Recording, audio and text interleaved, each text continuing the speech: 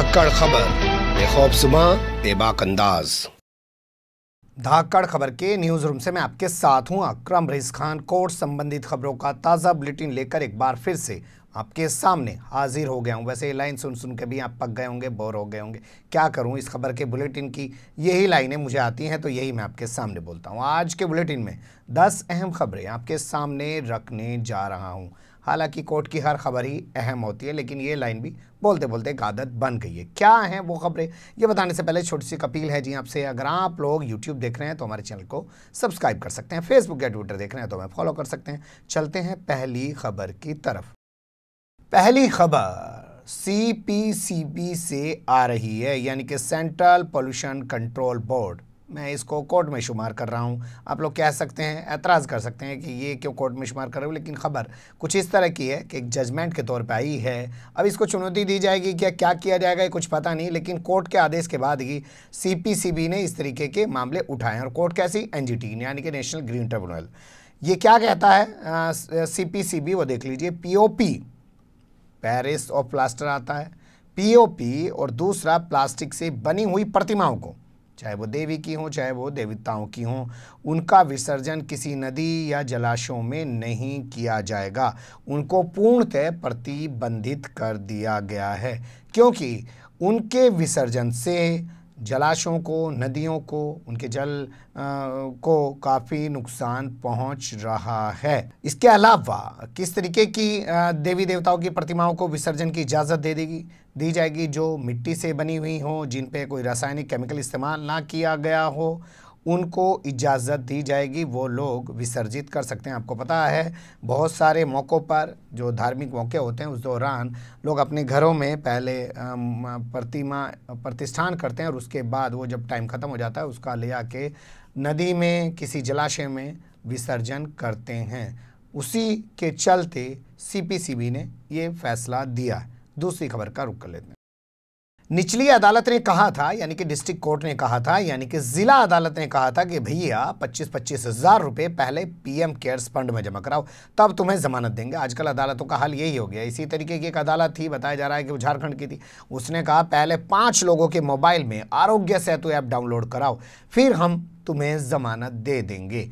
या एक खबर आपने देखी होगी, एक पुलिस वाला है, वो रोक लेता है बाइक वाले को, बाइक वाले से कागज़ वागज़ मांगता है, उसको डांटता फटकारता है कि लॉकडाउन में कहाँ घूम रहा है। फिर कहता है अच्छा चल मैं तुझे छोड़ दूंगा, लेकिन पहले आरोग्य सेतु ऐप डाउनलोड कर ले। तो माहौल पूरा मीडिया ऐसा बना दे तो चाहे वो पुलिस वाले हों चाहे वो जज हों, वो भी उसी तरीके की भक्ति में चूर हो जाते हैं। ये नहीं समझ पाते हैं क्या गलत कर रहे हैं क्या सही कर रहे हैं, बस खुश होने के लिए कि देखिए मैंने ये किया, और वो पुलिस वाला वीडियो बना के भी उसकी वायरल कर रहा है, ताकि देखें अरे वाह क्या पुलिस वाला है, मोदी जी ने कहा और ये सब करा के दे रहा है। मध्य प्रदेश हाईकोर्ट ने निचली अदालत के इस फैसले पर रोक लगा दी है, जिसमें निचली अदालत ने कहा था कि अगर 25-25 हज़ार रुपये पीएम केयर्स फंड में जमा कराओगे तो तुम्हें जमानत दे दी जाएगी। उसके बाद ये लोग हाईकोर्ट पहुंचे थे, इन्होंने निचली अदालत के फैसले को चुनौती दी थी। बता दें आपको 30 अप्रैल को भोपाल की जिला अदालत ने ये फैसला सुनाया था। एक मिस्टर फहद हैं, दूसरे मिस्टर एम हसीन हैं। उनके मामले में इन दोनों के खिलाफ एक एफआईआर दर्ज है भोपाल के तलैया थाने में। ये एफआईआर दर्ज है। इन दोनों पर आरोप है कि इन्होंने सांप्रदायिक भावनाओं को ठेस पहुंचाने की कोशिश की है। उसी के तहत इनके खिलाफ एफआईआर दर्ज है, उसी में गिरफ्तार हैं और उसी के चलते ये लोग जमानत लेने के लिए कोर्ट पहुंचे थे। तीसरी खबर की तरफ चलते हैं। फर्जी व भ्रामक खबरें फैलाने वालों पर सख्त कार्रवाई करेगी योगी सरकार। जी हां, बाकायदा हाईकोर्ट के अंदर हलफनामा देकर ऐसा कहा गया है। मीडिया के खिलाफ अगर फर्जी और भ्रामक खबरें फैलाने की कोई सूचना मिलती है तो उसकी जांच कराई जाएगी और जांच कराने के बाद सरकार ऐसे मीडिया संस्थानों के खिलाफ, न्यूज एजेंसी के खिलाफ, अखबारों के खिलाफ या वेब पोर्टल्स के खिलाफ जो ऑनलाइन काम कर रहे हैं सख्त कार्रवाई करेगी। अपर महाधिवक्ता यानी कि additional advocate general Manish Goyal, जो अजान वाले मामले में भी पेश हुए थे, गाजीपुर का जो अजान वाला मामला है जिसको लेकर सांसद अफजाल अंसारी हाईकोर्ट पहुंचे थे, जिसमें 5 तारीख से सुनवाई कंप्लीट है, फैसला सुरक्षित है। क्या अजान का ये फैसला रमजान के बाद सुनाएगा हाईकोर्ट, सोचिएगा। उसके बाद तो खुद ही खोल देंगे, तो बात तो पूरी हो गई। रमजान में हम अजान नहीं होने दे रहे हैं। जिला प्रशासन की बात तो पूरी हो, जिला प्रशासन की कहीं तो सरकार की पूरी। तो ये बयान उन्होंने दिया है कि सख्त कार्रवाई की जाएगी। चीफ जस्टिस गोविंद माथुर और जस्टिस सिद्धार्थ वर्मा की बेंच इस मामले की सुनवाई कर रही है। एडवोकेट सुनील चौधरी हैं, उन्होंने ये पिटीशन दाखिल की है जिसमें उन्होंने कहा साहब कोरोना के दौर में कोरोना को लेकर तरह तरह की भ्रामक और फर्जी खबरें फैलाई जा रही हैं, उन पर रोक लगाए जाना बहुत ज़रूरी है। अगली खबर का रुख कर लेते हैं। फैल सकता है कोरोना, इसलिए कॉपी मूल्यांकन यानी कि कॉपियों की जो जांच होनी है उस पर रोक लगाए हाईकोर्ट, लेकिन हाईकोर्ट ने उस पिटीशन को सिरे से खारिज कर दिया। बता दें आपको उत्तर प्रदेश यानी कि यूपी बोर्ड की 10वीं 12वीं क्लास की परीक्षाओं की जो कॉपियां हैं उनकी जांच होनी है, उनका मूल्यांकन होना है, उसके बाद रिजल्ट आउट होना है। तो प्रमुख सचिव हैं जो हैं उन्होंने इसका आदेश दे दिया है और उनकी जांच की प्रक्रिया शुरू कर दी गई है। तो उसी फैसले को चुनौती देते हुए हाईकोर्ट में ये पिटीशन दाखिल की गई थी और कहा था कि साहब कॉपियों की जांच अगर ऐसे करेंगे ना तो उससे कोरोना फैल जाएगा। कह सकते हैं, नोटों से भी कोरोना फैल रहा है, लेकिन जेब में रखने के बजाय फेंक कौन दे रहा है जी उनको। लेकिन तरह तरह की चर्चाएं हैं कि नोट भी कोरोना फैला रहे हैं। अगली खबर का रुख कर लेते हैं। अभी लागू नहीं किया जा सकता है काम नहीं तो वेतन नहीं का सिद्धांत यानी कि उसूल। काफ़ी महत्वपूर्ण फैसला है। बॉम्बे हाई कोर्ट की औरंगाबाद बेंच ने ये फैसला सुनाया है।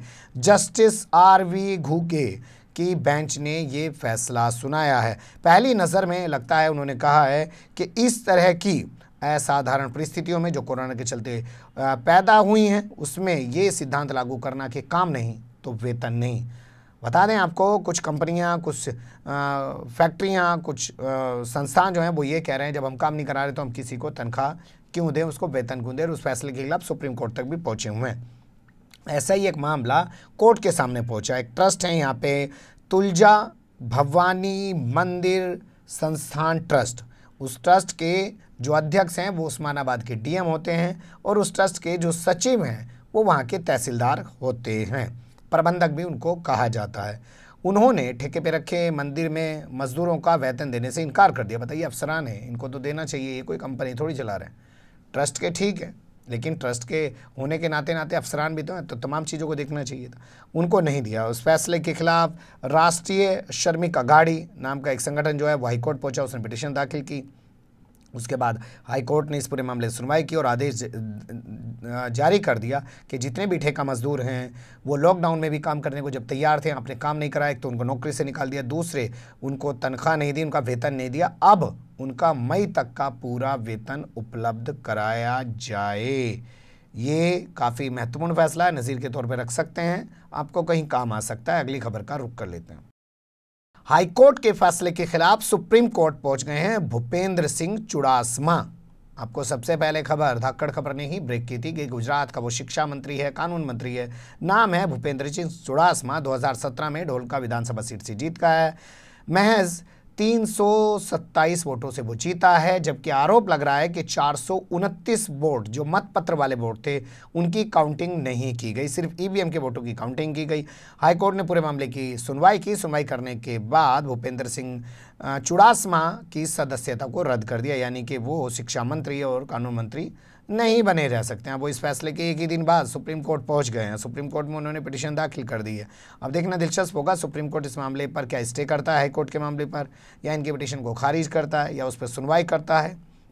लेकिन जो हमें उम्मीद थी हुआ वही होना ये चाहिए था कि साल भर के अंदर बीजेपी के 2 ऐसे नेताओं की हाईकोर्ट ने सदस्यता रद्द की है। दोनों के मामले में पाया कि धांधली हुई है चुनाव में।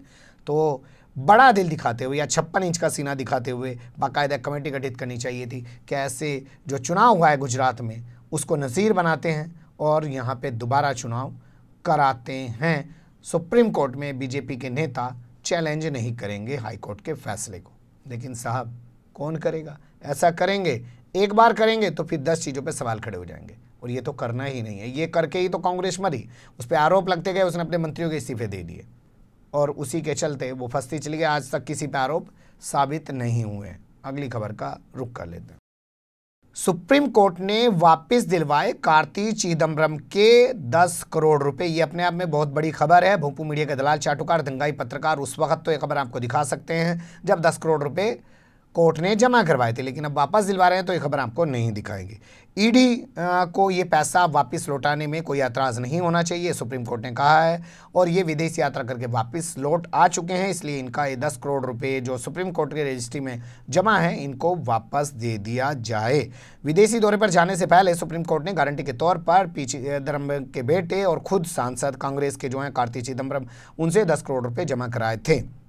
बता दें आपको, कार्ति चिदम्बरम INX मीडिया और एयरसेल मामले में आरोपी हैं और उनके खिलाफ जांच चल रही है और वो जमानत पर रिहा हैं। खूब हल्ला मचाया जाता है नहीं जी, अब भी दिखाएं ये खबर, दिखानी तो चाहिए ना। अगली खबर का रुख कर लेते हैं।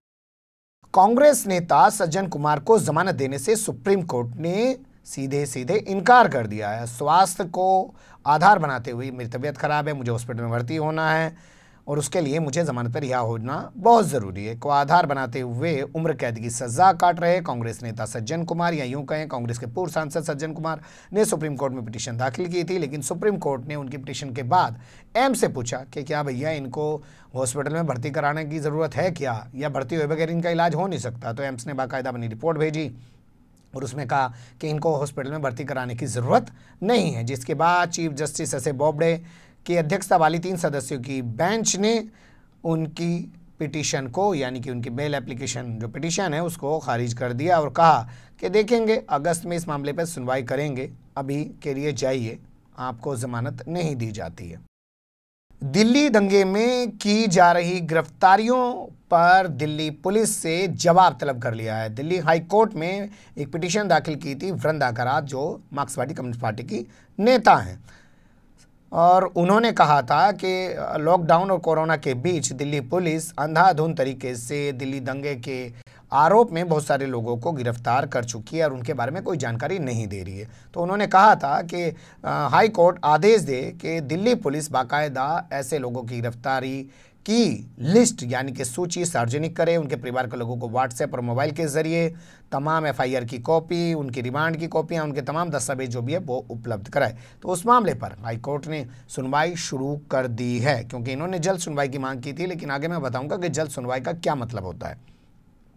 तो इन्होंने जल्द सुनवाई की मांग की थी, तो उस पर सुनवाई के बाद अब कोर्ट ने जवाब तलब कर लिया। लेकिन अगली तारीख जानते हैं कौन सी तय की है? 17 जून, 2 महीने बाद की तारीख, एक महीने बाद की तारीख इसमें तय की है, जबकि चाह रही थी कि इस मामले पे जल्द से जल्द सुनवाई होना तो चाहिए था। 24 घंटों के अंदर, 36 घंटों के अंदर इस पर जवाब तलब करके आगे की सुनवाई की तारीख तय की जाती, लेकिन 1 महीने बाद कहा गया है कि दिल्ली पुलिस इसमें अपना जवाब दाखिल करे। अगली और आखिरी खबर का रुख कर लेते हैं। बॉयज़ लॉकर रूम मामला आप जानते होंगे, उस मामले को लेकर हाईकोर्ट में एक पिटीशन दाखिल की गई थी। फिलहाल उसकी सुनवाई 18 मई तक टाल दी गई है।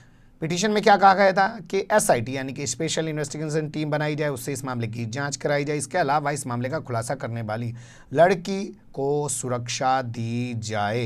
लेकिन फिलहाल हाईकोर्ट ने इसकी सुनवाई 18 मई तक टाल दी है। बता दें आपको, दिल्ली के टॉप स्कूलों में पढ़ने वाले टॉप घरानों के, मालदार घरों के, बड़े घरों के बच्चे हैं जो इंस्टाग्राम पर एक ग्रुप बना रहे थे, लड़कियों के अश्लील फोटोज में डाल रहे थे, उनके अंगों के बारे में बात कर रहे थे और उनके रेप और गैंग रेप करने की बातें कर रहे थे। फिर एक लड़की ने इस पूरे मामले का भंडाफोड़ कर दिया अपने एक साथी की मदद से। उसके बाद ये मामला सुर्खियों में आया, इसमें FIR दर्ज हुई, कुछ लोगों की गिरफ्तारी की जा चुकी है। स्वाति मालीवाल जो महिला आयोग की अध्यक्ष हैं दिल्ली की, वो दिल्ली पुलिस से कह रही है भैया कॉपी लेके आओ FIR के, ये बताओ कितने लोगों को गिरफ्तार किया। लेकिन 2 नोटिस जारी होने के बाद भी अभी तक की मीडिया रिपोर्ट के मुताबिक दिल्ली पुलिस ने महिला आयोग के अध्यक्ष को FIR की कॉपी नहीं दी। भाई साहब, दिल्ली पुलिस आखिर अमित शाह के अंडर में काम करती है, अरविंद केजरीवाल के अंडर में थोड़ी काम कर रही है कि स्वाति मालीवाल कुछ भी पूछेगी हाजिर हो जाएगी। लेकिन और अमित शाह देश के इस वक्त सबसे ताकतवर आदमी हैं, नेता हैं, तो कोई पुलिस हल्का काम क्यों करके दिखाए। बने रहेगा धाकड़ खबर के साथ। फिलहाल कमेंट्स के रूप में आप लोग अपनी राय दे सकते हैं, खबर को लाइक कर सकते हैं, चैनल को सब्सक्राइब कर सकते हैं और ज़्यादा से ज़्यादा हमारी खबरों को शेयर कर सकते हैं। फिर ऐसे ही किसी सुलगते हुए उलझते मुद्दे लेकर मैं आपके सामने हूँगा हाजिर। फिलहाल अभी मुझे नहीं इजाज़त।